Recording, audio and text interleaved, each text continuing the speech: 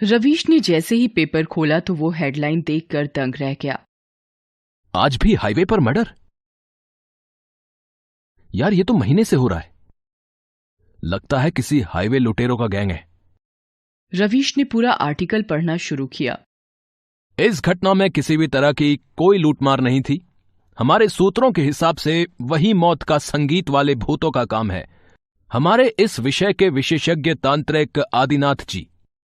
पता नहीं आजकल न्यूज़पेपर वालों को क्या हुआ है।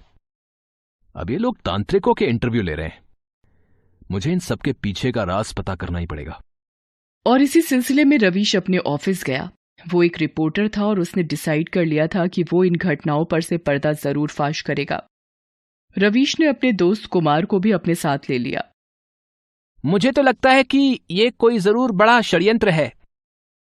हाँ, कोई तो है जो हाईवे पर लोगों को मार रहा है और भूतों का नाम दे रहा है।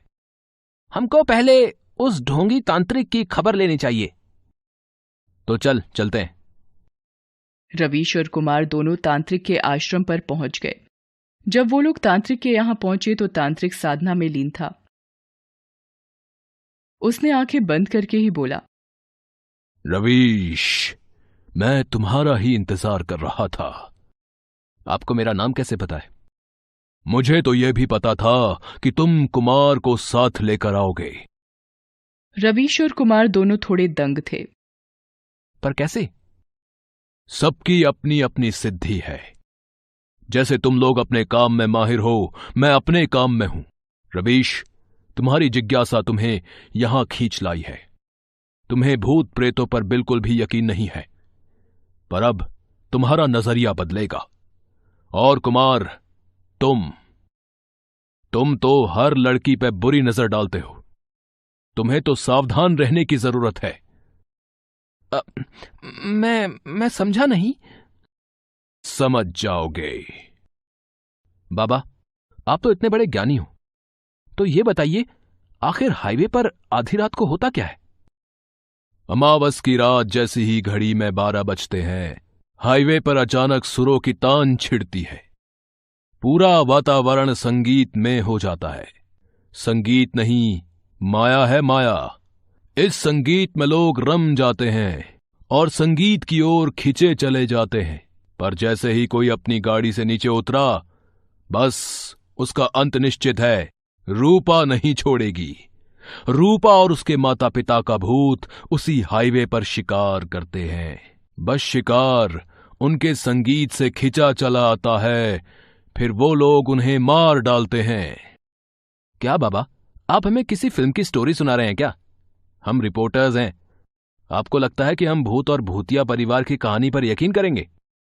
मुझे पता था तू मेरी बात नहीं मानेगा। अच्छा ये बता, इस महीने कौन से दिन ये घटना हुई थी? 14 तारीख को। 14 तारीख को अमावस था। ये तो इत्तेफाक भी हो सकता है ना बाबा? जब जब ये हाईवे पे खून की घटना हुई, हर बार अमावस की रात थी। क्या ये इत्तेफाक हो सकता है? वो मुझे पता नहीं, पर आपकी बातों पर बिल्कुल भी यकीन नहीं है। मैं मानता ही नहीं कि भूत हो सकते हैं। ठीक है, तो खुद देख ले। लेकिन मेरी एक बात तुम्हें माननी ही होगी, अगर अपनी सलामती चाहते हो तो। क्या? तांत्रिक ने कुछ मंत्र पढ़े और उसके हाथ में 2 ताबीज आ गए।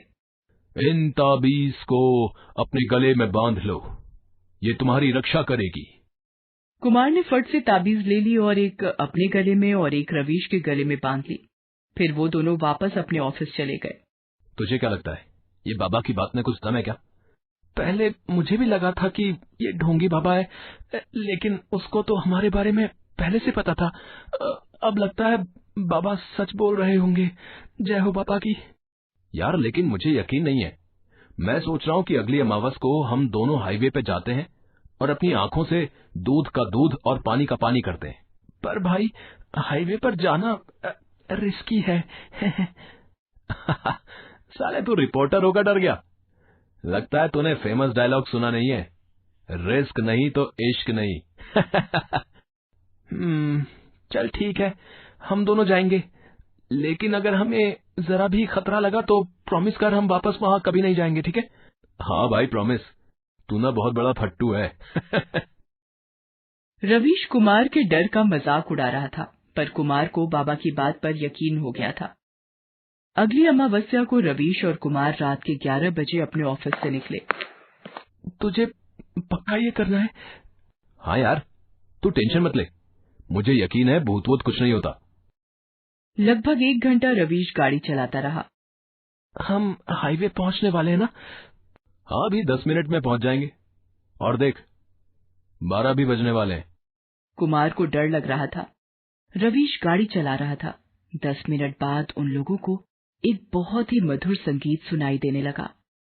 भाई, आगे खतरा है। उस बाबा ने सही बोला था, मुझे संगीत सुनाई दे रहा है।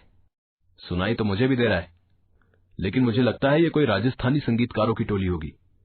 शायद वो लोग बीच में रुककर आराम कर रहे होंगे। हाईवे के बीच में कोई क्यों रुककर आराम करेगा?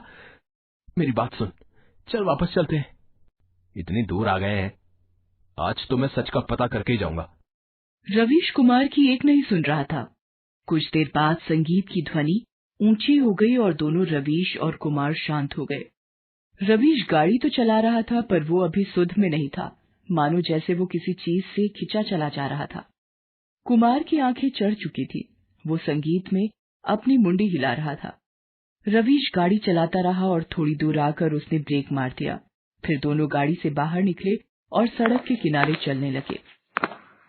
वहां 3 भूत संगीत बजा रहे थे और नाच रहे थे। कुमार और रवीश इन्हीं की ओर खींचे चले जा रहे थे। अचानक उन भूतों ने संगीत बंद किया और जोर जोर से हंसने लगे।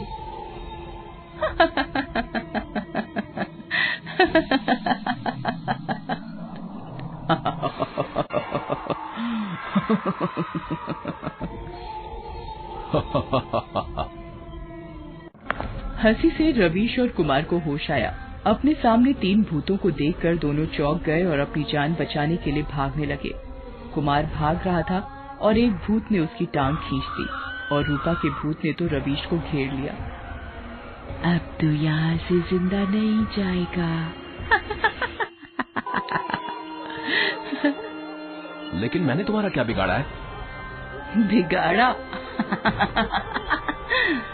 मैंने किसी का क्या बिगाड़ा था जो तुम लोगों ने मेरी जिंदगी बर्बाद कर दी? मैं बदला लूंगी, सबसे बदला लूंगी।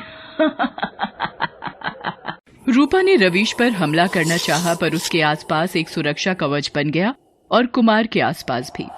तीनों भूत छटपटा रहे थे। उनको रवीश और कुमार को मारना था, पर वो उन तक पहुंच ही नहीं पा रहे थे। आखिर गुस्से में रूपा का भूत चिल्लाने लगा, कौन हो तुम लोग? कौन हो? मैं रवीश हूं और ये कुमार, और हम लोग पत्रकार हैं। यहाँ क्यों आए हो? हाईवे की घटनाओं का सच जानने। हमने ही मारा है सबको और आगे भी मारते रहेंगे, समझे? पर क्यों? तुम्हें सच जानना था, जान लिया, अब चले जाओ, इससे पहले कि हम तुम्हें मार दें। शौक से मार दो, पर मुझे पूरा सच जानना है। रवीश की बातें सुनकर कुमार डर गया। अबे पागल हो गया है क्या? तो चुप। मैं आप लोगों से आपकी कहानी जानना चाहता हूं। मुझे यकीन है आप लोगों के साथ कुछ तो बहुत बुरा हुआ है। आज से 1 साल पहले मैं और मेरे माँ बाबा इस रास्ते से घर लौट रहे थे। हम कलाकार हैं, संगीत के शो करने के लिए अक्सर शहर जाया करते थे। उस रात हमें बड़ी देर हो गई थी और हाईवे पर सुनसान था। तभी हमें एक लॉरी आती दिखी और हमने मदद मांगी। हमें क्या पता था कि वो मदद हमारी जिंदगी बर्बाद कर देगी। हम लॉरी में चढ़े तो ड्राइवर और क्लीनर मुझे बुरी नजर से देखने लगा। कुछ देर बाद वो लोग हमें एक सुनसान इलाके में ले गए और मेरी माँ बाबा को रस्सी से बांध दिया। फिर वो लोग मुझे झाड़ियों में ले गए और मेरी जिंदगी बर्बाद कर दी। तो इसलिए आप सबसे बदला ले रही हैं?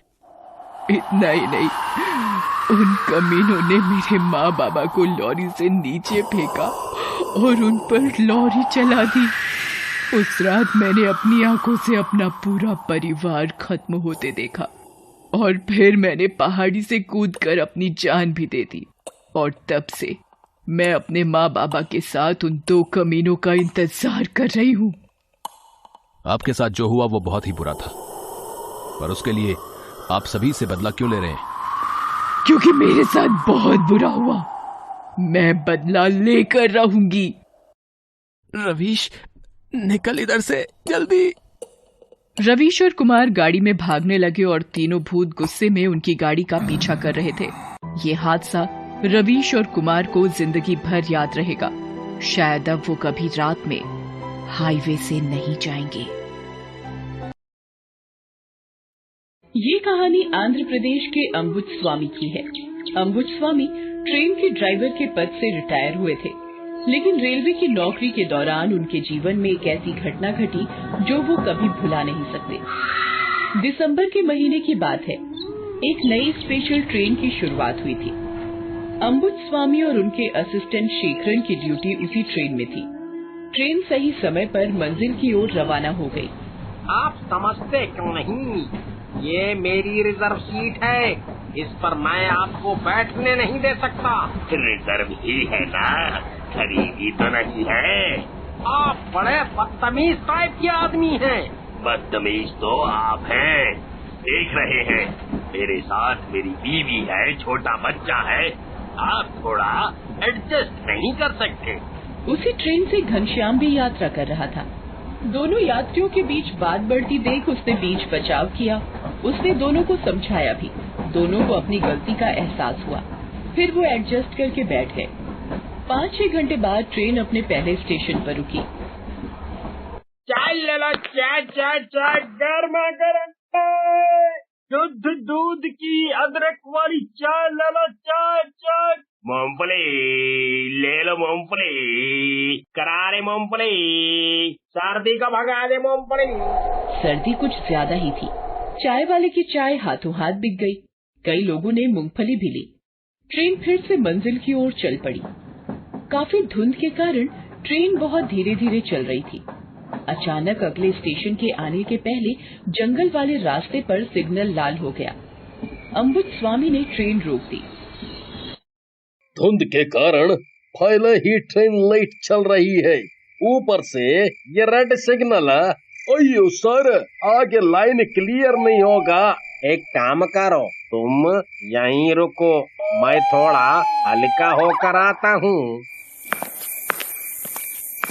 आज सर्दी कुछ ज्यादा ही है।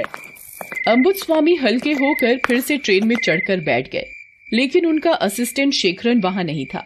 उन्होंने सोचा कि वो भी हल्का होने गया होगा। अचानक उसे किसी लड़की के पायल की छन छन की आवाज आने लगी। इतनी रात को ऐसे घने जंगल में पायल की आवाज कहाँ से आ रही है? ए लड़की, तुम इतनी रात को रेलवे ट्रैक पर क्या कर रही हो? चलो जाओ यहाँ से, जाओ। तू मुझे भगाएगा यहाँ से? तेरे जैसे कितने आए और चले गए। चुड़ैल, चेक कराना, चेक कराना, जल्दी आओ, जल्दी आना, चेक कराना। बहुत शोर करता है तू। तेरा शेखरन तो गया, अब तू देर मत कर, ट्रेन स्टार्ट कर। लेकिन अभी तो रेड लाइट है, आगे एक्सीडेंट हो गया तो। अंबुजस्वामी को ट्रेन स्टार्ट करनी ही पड़ी। उसके बाद तो ट्रेन बिना किसी रेड लाइट की परवाह किए पूरी स्पीड से एक स्टेशन से दूसरे स्टेशन निकलने लगी। चारों ओर हड़कंप मच गया। अरे ये ट्रेन रुक क्यों नहीं रही? मुझे तो यहीं उतरना है। मुझे भी। हे भगवान, कहीं कहीं गाड़ी का ब्रेक तो नहीं फेल हो गया। रुकिए, मैं गाड़ी की चेन खींचता हूँ।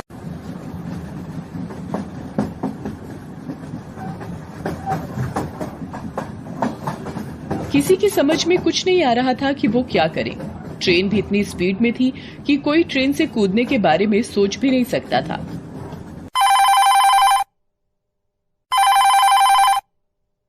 सर, रेड लाइट के बावजूद ट्रेन हमारे स्टेशन से निकल गई है।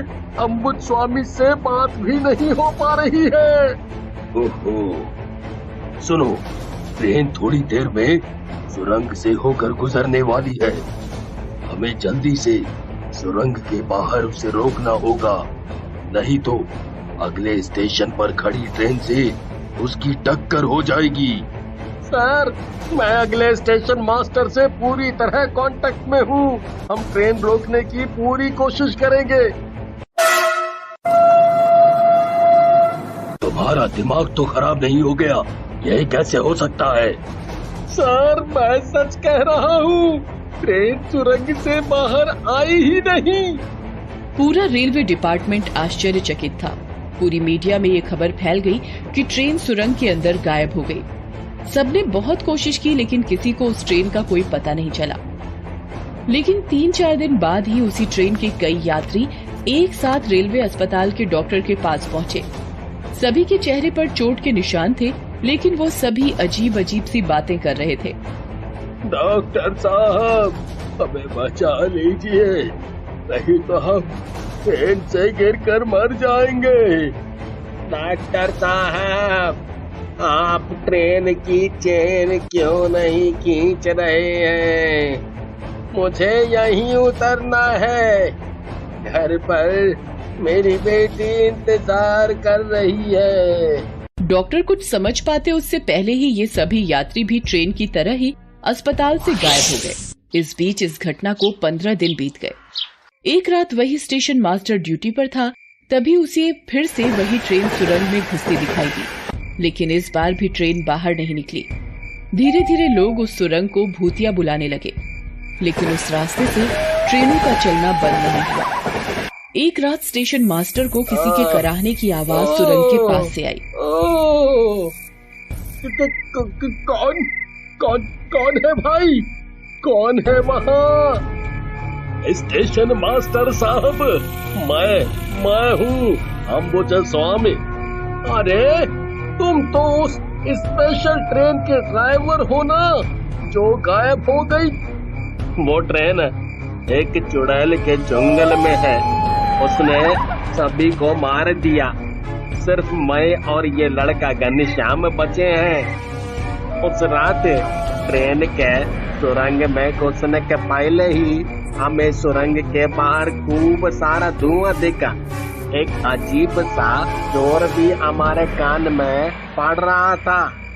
ऐसा लग रहा था कई सारा लोग एक साथ रो रहे हैं। पता नहीं हमें कहाँ से हिम्मत आई और हम ट्रेन से कूद गए। उस रात की घटना और चुड़ैल के बारे में बताते बताते दोनों बेहोश हो गए। स्टेशन मास्टर जल्दी से पानी लेकर आया और उनके ऊपर छिड़का, तब जाकर उन्हें होश आया। स्टेशन मास्टर जी, आप जल्दी से लालटेन या मशाल और केरोसिन तेल की व्यवस्था कर दीजिए। वो चुड़ैल अब भी इसी सुरंग में है। वो फिर से किसी ट्रेन को गायब करके उसके सारे यात्रियों को मार कर खाना चाहती है। हमें जल्दी से जल्दी उस सुरंग के अंदर ही उसको मारना होगा। स्टेशन मास्टर ने पास के गांव वालों की मदद से सारी व्यवस्था कर ली और फिर सुरंग के दोनों सिरे पर आग लगा दी गई।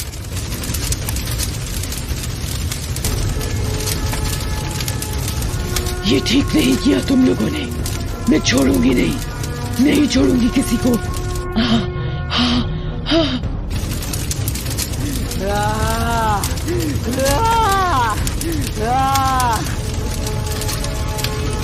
चुड़ैल उस आग में जलकर भस्म हो गई, लेकिन वो सुरंग अब भी भूतिया सुरंग ही है। अभी भी उससे डरावनी आवाज आती है।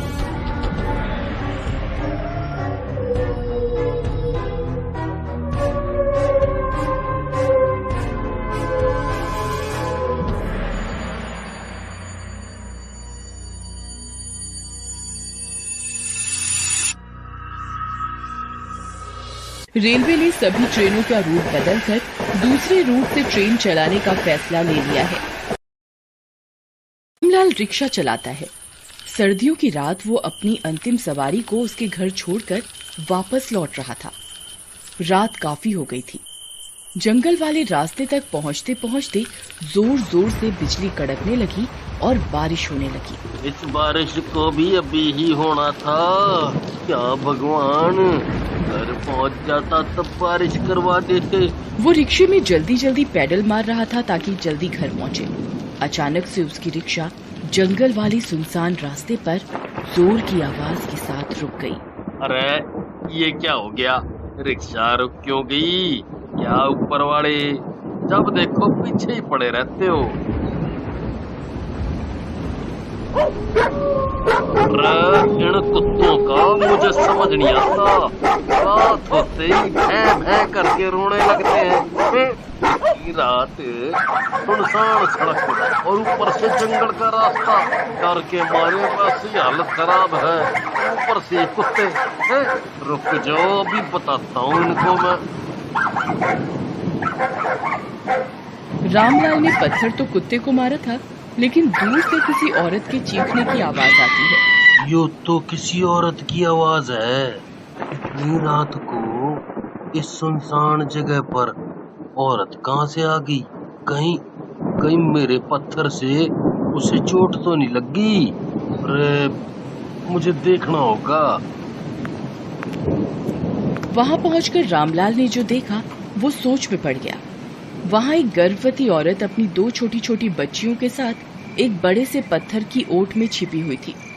अभी भी तेज बारिश हो रही थी। उसकी दोनों छोटी बच्चियां बिल्कुल खामोश बैठी थी। अरे बहन, तुम लोग यहाँ इस सुनसान इलाके में क्या कर रही हो? भैया, वो हमें यहाँ छोड़ गए हैं। कौन? अरे कौन तुम्हें और तुम्हारे बच्चों को यहाँ छोड़ गया है? मेरा पति, मेरी सास और मेरे ससुर। पागल वागल तो नहीं है वो लोग जो तुम्हें और तुम्हारी बच्चियों को यहाँ छोड़ गए? चलो चलो, मैं तुम लोगों को तुम्हारे घर छोड़ देता हूँ। घर? हमारा घर तो यही है अंकल। पिछले 15 सालों से हम यहीं रहते हैं। तुम दोनों तो बहुत ही छोटी हो, लेकिन कह रही हो 15 सालों से यहीं रह रही हो। वो झूठ नहीं कह रही। उनकी बात माननी है तो मानो, नहीं तो भागो यहाँ से। अरे वो औरत कहाँ गई? उसकी बच्चियां भी ना है यहाँ। अचानक से वो कहाँ गायब होगी? रामलाल थोड़ी देर उन्हें वहीं इधर उधर ढूंढता है, लेकिन वो उसे नहीं मिलती। अब बारिश भी बंद होने लगी थी। वो अपने रिक्शे के पास जाता है। उसकी नजर फिर से पिछले पहिए पर जाती है। अरे यो पहिया तो पंचर था, यो ठीक कैसे हो गया? रामलाल वहाँ से वापस घर तो आ गया था, लेकिन उसका मन बिल्कुल भी नहीं लग रहा था। रह रहकर उसके आगे वही गर्भवती औरत और उसकी छोटी छोटी बच्चियों का चेहरा घूम रहा था। आखिर वो औरतें गायब कहाँ हो गईं? मुझे ऐसा क्यों लगता है कि कुछ ना कुछ गड़बड़ है वहाँ। मैं आज रात फिर वहाँ जाऊंगा।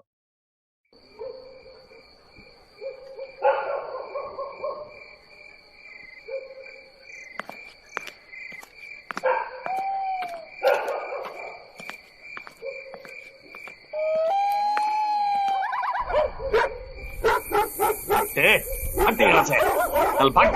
भागता है कि नहीं?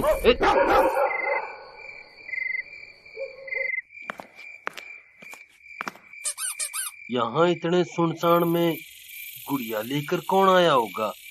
वो मेरी बेटी की गुड़िया है। अरे तुम कहाँ से आ गई? तुम अभी तक यहीं हो, अपने घर नहीं गई? तुम्हें एक बार में बात समझ नहीं आती? यही है घर हमारा। हम कई सालों से यहीं रह रहे हैं। हमारी गुड़िया हमें दे दो अंकल। देखो, हमने तुम्हारा कुछ बिगाड़ा नहीं है। तुम बार बार यहाँ ना आया करो। अगर उन्हें पता लग गया तो वो तुम्हें भी हमारी तरह मार देंगे। मार देंगे? तुम्हारी तरह मार देंगे? मैं समझा कोनी। तुम लोग तो जिंदा हो। जिंदा? हाँ, जिंदा तो हम ही लोग हैं। मरे तो वो हैं जिन्हें बेटियां बोझ लगती हैं। जिन्हें बेटियां बोझ लगती हैं? अरे तुम कहना क्या चाहती हो? भैया, मेरा नाम शीतल है और ये मेरी बेटियां कोमल और चंचल हैं। आज से 10 साल पहले की बात है। फिर से पेट में तेरे लड़की ही है? कल मुही मर क्यों नहीं जाती तू? 2 बेटियां पहले से ही छाती पर मूंग डल रही हैं हमारी। ऐसा मत कहिए माँ, ऐसा मत कहिए। ठीक ही तो कह रही है माँ। ना जाने कहाँ से ले आई इन दोनों को और हमारे माथे मर दिया, और अब तीसरी को लाने की तैयारी है। हाँ, कल मुही को सब पता था कि इस बार भी इसके पेट में लड़की ही है, तभी तो डॉक्टर के पास जाने से मना कर रही थी। तो फिर क्या सोचा है तूने? मैंने कहा ना, मैं ये बच्चा नहीं गिराऊंगी। तुझे जो कह रहे हैं कर, नहीं तो मार मार कर तेरी वो हालत करेंगे, तेरी आत्मा भी कांप जाएगी। आप जो चाहे कर ले, मैं अपनी बच्ची को नहीं गिराऊंगी। उन जालिमों ने उसकी एक न सुनी। वो उसे लगातार मारते रहे। उसे इतना मारा गया कि उसकी जान ही निकल गई। अरे बेटा, ये कुछ बोल क्यों नहीं रही है? कहीं ये मर तो नहीं गई? माँ, ये तो मर गई। हे भगवान, ये क्या कर डाला तूने? तूने तो इसे मार ही दिया। बंद करिए अपना यह नाटक।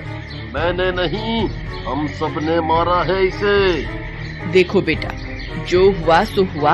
अब लाश को ठिकाने लगाने की सोच। कहीं पुलिस को पता लग गया तो पूरी जिंदगी जेल में चक्की पीसनी पड़ेगी। ये तो गई, अब इसकी दोनों बेटियों का क्या करना है? उसे भी इसकी माँ के पास भेज देंगे। ये दोनों वहीं खुश रहेंगी। उन दुष्टों ने मेरी बेटियों को खाने में उसी दिन जहर दे दिया। ये दोनों भी नहीं रही। फिर उसी रात हम सभी की लाश को ठिकाने लगाने के लोग निकल पड़े। ये चुपचाप हमारी लाश को यहीं नाले के किनारे ले आए। इन्होंने पेट्रोल छिड़क कर आग भी लगा दिया। लेकिन उस दिन भी जोरों की बारिश होने लगी। ये मुई बारिश कहाँ से आ गई? माँ, यहाँ रुकना खतरे से खाली नहीं है। चलो यहाँ से निकल चलते हैं।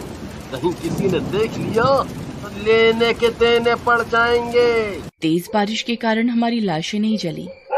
तब से हमारी आत्मा यहीं भटक रही है भैया।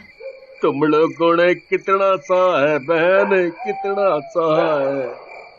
पता नहीं लोगों को लड़कियां क्यों नहीं चाहिए। अरे लड़की नहीं होगी तो ये संसार ही नहीं होगा। ये बात उन्हें समझ क्यों नहीं आती? भैया, हमारा एक काम कर दो ना। हमारी आत्मा भी अब तंग आ गई है। तुम हमारा अच्छे से अंतिम संस्कार करके हमें मुक्त कर दो ना। बोलो ना भैया, हमें मुक्त करोगे ना? बोलो ना।